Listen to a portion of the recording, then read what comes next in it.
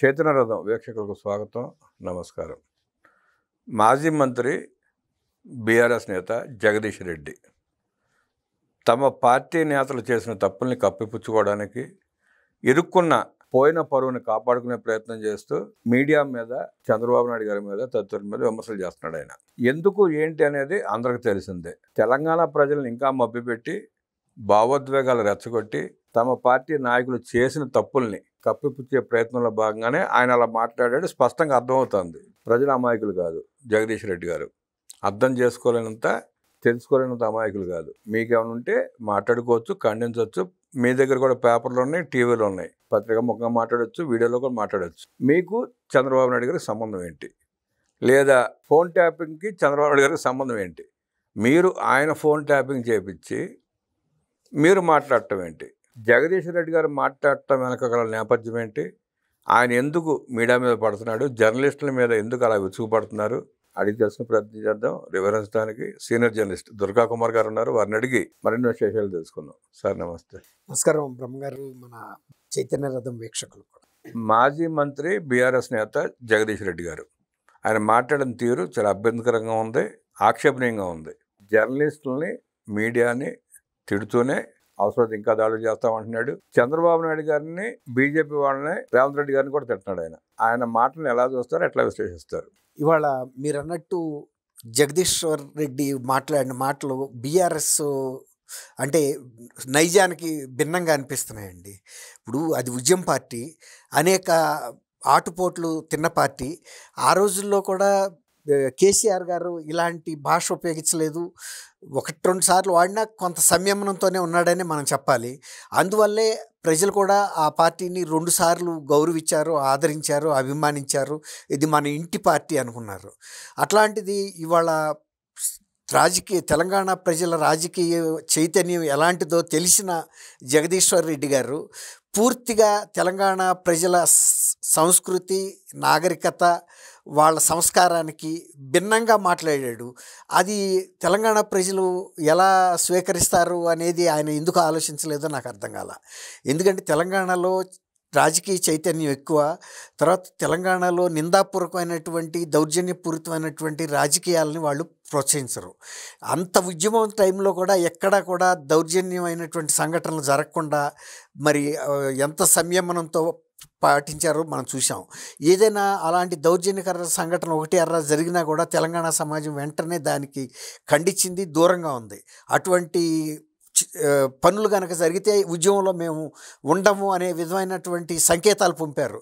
దాంతో BRS party కూడా, అప్పుడు టీఆర్ఎస్, ప్రజల మనోభావాలకి తగ్గట్టుగానే మాట్లాడింది. అందువల్లే టీఆర్ఎస్లో ఉన్న సంయమనం చూసే ప్రజలు కూడా ఆ పార్టీని ఆదరించారు.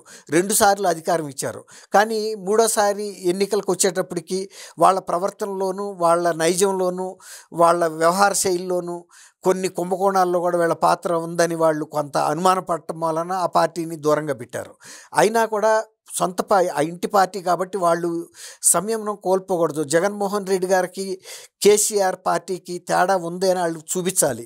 జగన్మోహన్ రెడ్డి లాగా మేము రఫాలు ఆడిచ్చేస్తాం, లేకపోతే పలానా మా తాత రాజ్యాంగం అమలు చేస్తామని ప్లకార్డ్స్ పెట్టుకుని చేయటం ఎలాంటిదో, ఇప్పుడు ఈయన ఇస్తున్న హెచ్చరికలు కూడా అలాంటివే.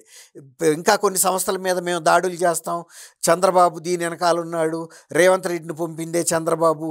అట్లా అంటే కేసీఆర్ బీఆర్ఎస్కి కూడా పంపింది కూడా చంద్రబాబు నాయుడు గారిగా.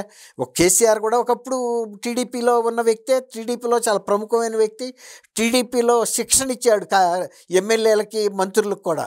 మరి అలాంటప్పుడు ఇవాళ ఉన్న ముఖ్యమంత్రి రేవంత్ రెడ్డి కూడా ఒకప్పుడు కేసీఆర్ గారి తరగతి గదిలో ఆయన ఇచ్చిన శిక్షణ పొందిన వ్యక్తి అని నేను ఖచ్చితంగా నమ్ముతున్నా. కాబట్టి ఒకవేళ శిష్యుడు కనుక సరైనడు కాకపోతే గురువు యొక్క దీన్ని కూడా, అర్హతను కూడా మనం ప్రశ్నించాల్సి వస్తుంది. కాబట్టి ఇది ఏదో బోడిగుండుకి ఏదో అంటారు చూడండి, మోకాలికి ముడేసినట్టుగా మాట్లాడుతున్నాడు ఆయన. ప్రతి దానికి వాళ్ళ చంద్రబాబు నాయుడు గారు పక్క రాష్ట్రంలో ముఖ్యమంత్రిగా ఒకసారి గెలిచాడు, ఒకసారి ప్రతిపక్ష నాయకుడిగా ఉన్నాడు, మళ్ళీ ముఖ్యమంత్రిగా ఉన్నాడు. కాబట్టి ఇంకోటి ఏంటంటే ఆయన గుర్తించాల్సింది, ఇక్కడ దాడి జరుగుతూ ఉండగానే చంద్రబాబు నాయుడు గారికి ఎట్టాకి తెలుసు అంటే, చంద్రబాబు నాయుడు గారికే కాదు, ఖండాంతరాల్లో ఉన్న వ్యక్తులు కూడా లైవ్ చూశారు. అవి లైవ్లో వెళ్ళి ఇవాళ రేపు మీడియాని ఎవరు కంట్రోల్ చేయలేరండి. వాళ్ళు ఆ సంఘటనని లైవ్లో చూసినప్పుడు అందరితో పాటు చంద్రబాబు నాయుడు గారు కూడా చూశారు. ఇవాళ ఇంత కమ్యూనికేషన్ స్పీడ్గా అయిన తర్వాత అది న్యూస్ పేపర్లో పబ్లిష్ అయ్యి మర్నాడు మాత్రమే స్పందించే రోజులు కాదు. జరుగుతూ ఉండగా కూడా స్పందిస్తున్నారు, మంచో చెడు. ఆయన తర్వాత ఇంకోటి ఏంటంటే, తెలంగాణకి ఆయన అపరిచితుడు కాదు. తెలంగాణలో తర్వాత ఆయన ఎప్పుడు కూడా అనవసరపు జోక్యం కానీ, అనవసరపు వ్యాఖ్యలు కానీ తెలంగాణ ప్రభుత్వం మీద కానీ, తెలంగాణ నాయకుల మీద కానీ, పరిపాలన మీద కానీ, ప్రజల మీద కానీ ఎప్పుడు చేయలేదు. ఎందుకు చేయలేదంటే, ఆయనకి తెలంగాణ ఒక కన్ను అయితే ఆంధ్రప్రదేశ్ ఇంకొక కన్ను. 2 సార్లు ఉమ్మడి ఆంధ్రప్రదేశ్కి ముఖ్యమంత్రిగా చేసిన వ్యక్తికి తెలంగాణ వేరు, ఆంధ్ర వేరు కాదు. ఒక స్థాయి దాటిన తర్వాత ఒక రాజనీతిజ్ఞుడికి దేశమంతా కూడా సమానమే, తన సొంత నియోజకవర్గం కూడా సమానమే. అదే పరిపక్వత లేనాడికి ఇది నాది అది నీది అంటాడు. ఇప్పుడు ఢిల్లీ స్థాయిలో ఉన్న మోడీ గారికి అన్ని రాష్ట్రాల్లో అభివృద్ధి చెందాల్సిందే. తెలంగాణ ఎంత అభివృద్ధి చెందిందో ఆంధ్రప్రదేశ్ కూడా అంతే అవ్వాలి. అంతేగాని ఒక స్టేట్ పట్ల పక్షపాత ధోరణితోనూ వివక్షతోనూ ఉండరు కదండి. అది గమనించాలి ఆయన. జగదీశ్వర్ రెడ్డి గారిని లాగా మాట్లాడాలి చంద్రబాబు నాయుడు గారు అంటే, జగదీశ్వర్ రెడ్డి స్థాయి కాదు ఆయనది. ఆయనది జాతీయ స్థాయి నాయకుడు ఆయన. తర్వాత ఇంకోటి ఏంటంటే, అమరావతిలో శంకుస్థాపనకి ఎంతో మోడీ గారితో సమానంగా గౌరవించి చంద్రశేఖరరావు గారిని కూడా అక్కడికి తీసుకెళ్లారు, కేసీఆర్ కూడా ఆంధ్రప్రదేశ్ ప్రజలకు అపరిచితుడు కాదు. గతంలో ఉమ్మడి రాష్ట్రంలో కూడా ఆయన ఒక స్థాయి గల నాయకుడు. తెలంగాణ కోసం ఉద్యమించినా కూడా ఆయన ఆంధ్రప్రదేశ్ ప్రజలకి ఆదరణీయమైన వ్యక్తే. పక్క రాష్ట్రంలో ఒక సోదర రాష్ట్రానికి ముఖ్యమంత్రిగా ఉన్నప్పుడు ఆయన శత్రువుగా పరిగణించాల్సిన అవసరమే లేదు. ఇచ్చిపుచ్చుకునే ధోరణి అనేది ఈ 2 రాష్ట్రాలకి మరీ ముఖ్యంగా అవసరం. భాష ఒకటే కాదు, ఈ రెండింటికి సంబంధించి ఉమ్మడి ప్రాజెక్టులు కూడా ఉన్నాయి, అలాగే ఉమ్మడి ప్రయోజనాలు ఉన్నాయి. వీటికి సంబంధించి ఎప్పుడైనా ఢిల్లీ కేంద్రం దగ్గరికి వెళ్ళినప్పుడు 2 రాష్ట్రాల ముఖ్యమంత్రులు వెళ్తే ఆ బిగింపు వేరే ఉంటుంది. అందువల్ల తెలంగాణలో జరిగే ప్రతి తప్పుకి చంద్రబాబు నాయుడు గారిని నిందించడం కూడా కరెక్ట్ కాదు కదా. ఆయన అక్కడ ఆయన పనితో ఆయన తలములకలై ఉన్నాడు. ఇలాంటి వాటిల్లో ఆయన తలపెడితే చంద్రబాబు నాయుడు గారికి విలువ ఏమైనా ఉంటుందండి? ఇవాళ జగదీశ్వర్ రెడ్డి గారు ఆ విధంగా వ్యక్తిగత స్థాయిలో దూషణకు కూడా దిగాడు ఆయన మీద, అనుచితమైన వ్యాఖ్యలు. దాని వలన బీఆర్ఎస్కి ప్రజల్లో ఉన్న గౌరవం తగ్గుతుంది. ఆ గౌరవానికి తగ్గట్టుగా వాళ్ళు వ్యవహరిస్తే రెండోసారి 2028 వచ్చే ఎన్నికల నాటికి ఒక 5 సంవత్సరాలు వీళ్ళు ప్రతిపక్షంలో కూడా ఉందాగానే వ్యవహరించారు, స్థాయి తగ్గలేదు, ఉందాగా మాట్లాడారు, ప్రజల పట్ల బాధ్యతతో వ్యవహరించారు. ఇప్పుడు ఇంకోటి ఏంటంటే, ఫోన్ ట్యాపింగ్ అనేది వాళ్ళ టైంలో జరిగిన నేరం. దాని మీద ఇప్పుడు కేసు బుక్ అయింది, దాని ఫలితాలు ఇంకా బయటికి రాలేదు. విచారణ స్థాయిలోనే మనం జడ్జిమెంట్లు ఇవ్వాల్సిన అవసరం లేదు. మీ తప్పు లేదు అంటే తప్పు లేదనే వస్తుంది. అట్లాగే కాళేశ్వరం ప్రాజెక్టు గురించి చెప్పాడు, కాళేశ్వరంలో ఒకటి కుంగిందని. కాళేశ్వరం ప్రాజెక్టు మీద కూడా కమిషన్ వేశారు, ఎంక్వైరీ జరుగుతుంది, జ్యుడిషియల్ ఎంక్వైరీ అయిన తర్వాత దాని నివేదిక ఏమి సీక్రెట్గా పెట్టరు. రేపు శాసనసభలో బహిరంగంగా టేబుల్ మీద పెడతారు. పెట్టినప్పుడు ప్రజలందరికీ వెళ్తుంది. ఒకవేళ మీరు తప్పు లేదనుకోండి, బీఆర్ఎస్ మనమే తప్పుగా ఆలోచించి అపోహపడ్డాము, ఈ బీఆర్ఎస్ ప్రభుత్వం కాళేశ్వరం కట్టడం వలన ఎన్ని లక్షల ఎకరాలు సాగు అయింది అనేది రేపు రుజువు అయింది అనుకోండి. ఒకవేళ కుంగిపోయిన ఒక పిల్లర్ మూలాన కూడా పెద్ద ప్రాజెక్టుకి నష్టం జరగలేదు అంటే మిమ్మల్ని క్షమిస్తారు, మిమ్మల్ని మళ్ళీ ఆదరిస్తారు కదా. ఎందుకు అసహనం మాటలు మాట్లాడాలి? ఇప్పుడు ఒక ప్రాంతీయ పార్టీ, కాంగ్రెస్ అంటే ఒక జాతీయ పార్టీ, ఒక రాష్ట్రంలో గెలుస్తుంది. కాళేశ్వరం కంటే కూడా ఫోన్ ట్యాపింగ్ చుట్టుకుందండి మెడ గట్టిగా. అవునండి. ఈ ఇళ్ళలో ఆడాళ్ళే ఫోన్ ట్యాపింగ్ చేస్తడం, అందరూ వినటం, అది వాళ్ళ ఇళ్ళలో తెలిసి ఈ సహజంగా ఉంటాయి కదా గొడవలు, దాంతో ఫ్రస్ట్రేషన్లో డైవర్షన్ కోసం మాట్లాడుతున్నారు. ఇంకోటి ఇక్కడ మనం గమనించాల్సింది ఏంటంటే, మొన్నటి ఎన్నికల్లో రాష్ట్రం అంతా బీఆర్ఎస్ ఓడిపోతే హైదరాబాద్ ప్రాంతంలో గెలిచింది. అవును, హైదరాబాద్ సికింద్రాబాద్ అంతే. రంగారెడ్డి డిస్ట్రిక్ట్లో వచ్చిన సీట్లన్నీ బీఆర్ఎస్కి ఇక్కడ వచ్చిన సీట్లే. ఈ పరిస్థితిలో కూడా ఇంకా వాళ్ళు ఆంధ్ర తెలంగాణని మాట్లాడటం వల్ల ఉపయోగం ఉంటుందంటారా? ప్రజలు క్షమిస్తారంటారా? అక్కడ ఇక్కడ కూడా క్షమించరు. నేను కరీంనగర్ జిల్లాలో కూడా ఈనాడు రిపోర్టర్గా చేశా, వరంగల్లో కూడా చేశా. కోర్ తెలంగాణ ప్రజలు పాలని నీళ్ళని వేరు చేసి హంసలాగా హంస ఎలా చేస్తుందో మంచి చెడుని విశ్లేషణ చేసే రాజకీయ పరిణితి తెలంగాణ ప్రజలకు ఉందండి. ఎవరు ఎందుకు ఏం మాట్లాడుతున్నారో వాళ్ళకి అర్థమవుతుంది. రెండోది, ఈ ప్రభుత్వంలో గనక నిజంగా బీఆర్ఎస్ ప్రభుత్వంలో ఈ ఫోన్ ట్యాపింగే జరగలేదు, లేడీస్‌ది అసలే జరగలేదు, లేతే ఇతర రాష్ట్రాల నాయకులు జరగలేదు అని తేలిందనుకోండి, ఖచ్చితంగా వాళ్ళకి ప్లస్ అవుతుంది. అది అంతే తప్ప ఇప్పటికి ఆ విచారణ జరుగుతూ ఉండంగానే వీటి మీద అనవసరపు అసహనంతో దుర్భాషలాడుతూ ఇతరుల మీద నిందలేస్తే ప్రజలు హర్షించరండి. రెండోది, ఇప్పుడు ఆయన ఇంకొక వాస్తవం కూడా ఒప్పుకున్నాడు. 3-4 దశాబ్దాలుగా కూడా రాజకీయాల్లో ఇతర రాష్ట్రాల్లో కూడా ఫోన్ ట్యాపింగ్లు జరుగుతున్నమాట వాస్తవం. ఒక పరిమిత స్థాయిలో జరిగినాయి. ఎవరు రాజకీయ ప్రత్యర్థులైన ముఖ్యమైన వ్యక్తులకి, అంతేగాని ప్రతి వ్యాపారస్తుడు, లేడీసు, ఈ రంగంతో సంబంధం లేని ఇతర రంగాలని చేయటం అలా జరగలేదు.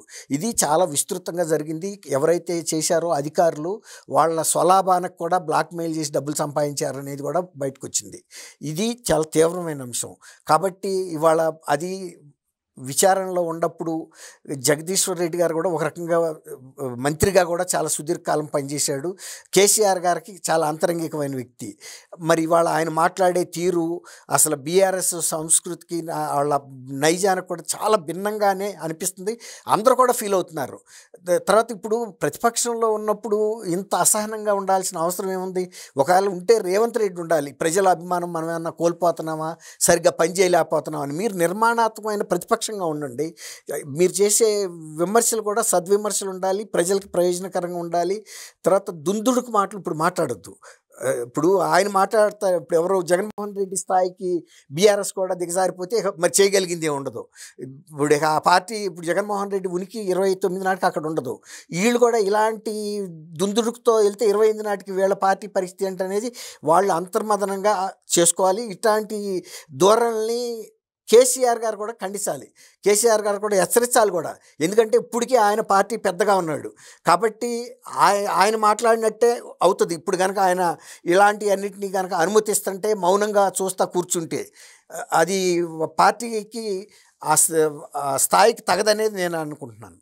టీఆర్ఎస్ బీఆర్ఎస్గా మారిన దగ్గర నుంచి కేసీఆర్ గారి నియంత్రణ ఆ పార్టీ మీద కోల్పోయారని, ఆయనకి పట్టు లేకపోవటం వల్లే ఇలాంటి వ్యవహారాలని బయటకు వస్తున్నాయి, జరుగుతున్నాయి అన్న ప్రజల ఆలోచనని, ప్రజల విమర్శలను ఎట్లా చూస్తారు?